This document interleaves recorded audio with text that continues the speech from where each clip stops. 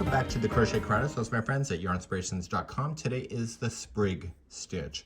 This is a dense stitch, just like your host today, dense. So what we have here is the multiples of 2, so no matter what you want to do, always chain in an even number and things will work out. Without further ado, let's begin. So let's begin today, multiples of 2, so 1, 2, 1, 2, 1, 2, 1, 2, 1, 2, 1, 2, 1, 2. So if you want to match it against something, you can lay down the chain on something to match the sides with, and you can enjoy. Let's begin row number 1. Row number 1, we're going to go second chain from the hook, so just turn it over and get the back hump of the chain. I prefer that, but if you don't, it's okay too. So just start single crocheting starting in the second chain from the hook and single crochet all the way across the row. Please do that, and I'll see you at the end of the row in a moment. No matter how big you make it, you'll eventually hit the end of the chain, turn your work, and we'll begin row number 2, which will be start of the Sprig Stitch forever and ever. Let's begin to do that next. So let's begin. I just changed my Invisalign in my mouth, so I'm a little slurring, and here we go. So just chain up 1 and single crochet in the first one.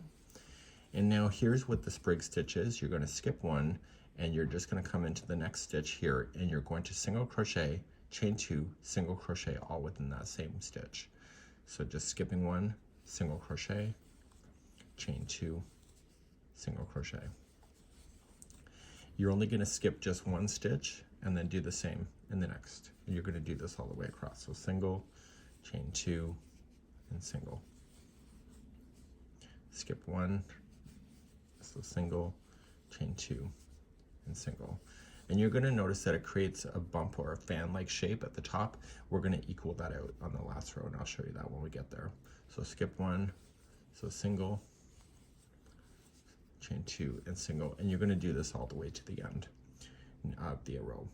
Put me on pause and do that. And for those ready to continue, here we go. So you're going to continue all the way to the end, and just skipping 1, single, chain 2, and single. And you're going to skip the second last one, and right into the last one itself, you're going to single crochet. And this will be what it looks like. Turn your work. Let's begin row number 2. So start again. We're going to chain up 1, and you're going to single crochet in the first one.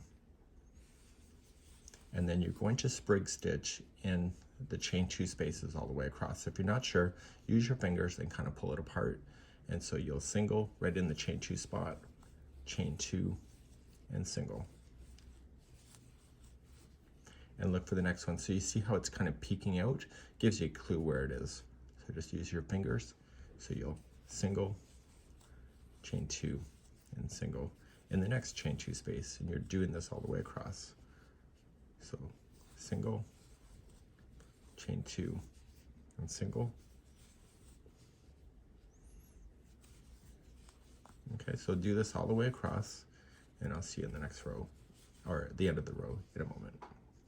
For those ready to continue, just continue all the way to the last Sprig Stitch, make it a sprig.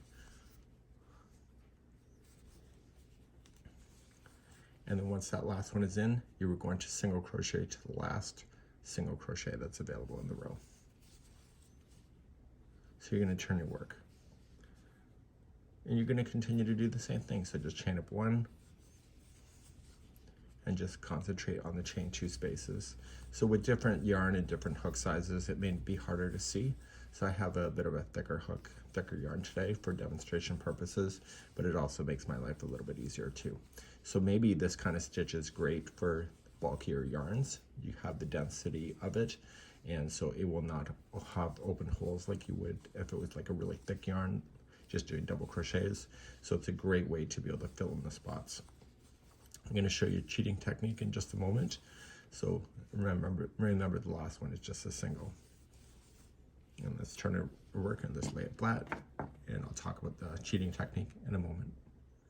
So let's just say that you went and did row after row after row, and you're finally sick of it, or you're finished with it, whichever comes first. See where the tail is right here? This is the right side of the work if the tail is right over here and your hook is here. So this means that when I go to cross with the final row of just a single crochet, then it will keep everything in balance. So here's what we're going to do. is that we want to focus, and we're going to chain up one, and you were going to put in one single crochet into the first one. And remember, the sprig stitch had basically 2 stitches, so you have these spaces here. So what you want to do is that in each one of the tops, you just want to put in 2 single crochets in each. So 1 and 2, and ignore the single crochets.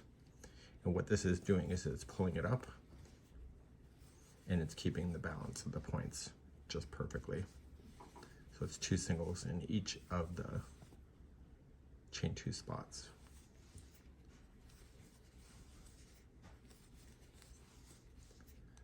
Okay, and you're going to go all the way across just like that. And then eventually you're going to come into the other side. And in the other side, to keep the balance, you need to go into the first single crochet that's part of the sprig, and also the last stitch to keep the balance going.